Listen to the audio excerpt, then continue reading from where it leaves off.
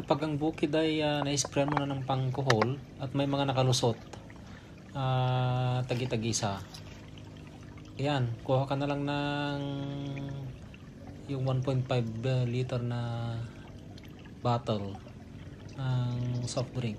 Bubutasan mo yung takip, ayan. Yan. Tapos pagka nabutasan yung takip, diyan mo na titimplahin yung yan, yung pangkuhol.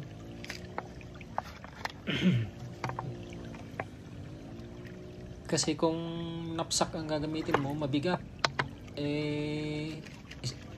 spotted lang naman yung mga nakalusot na mga kuhol. Hindi naman siya una best na may mga kuhol yung isang pitak. Kaya ang titirahin mo lang yung mga parte lang na may mga nakalusot. Yan. Ilagay yung lagyan, kasi yung isang pakete 10 1.5 bottle ang timplada. Yan, 10 ganyan yung isang pakete. 1.5 liters yan. Pagka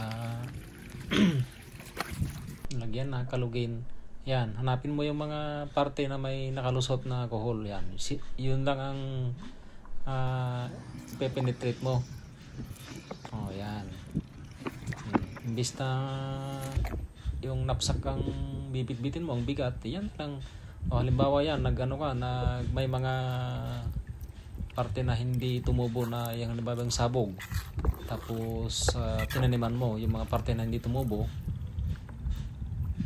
Dyan lang yung mga kuhol, dyan lang sila, wala dun sa mga may tubo.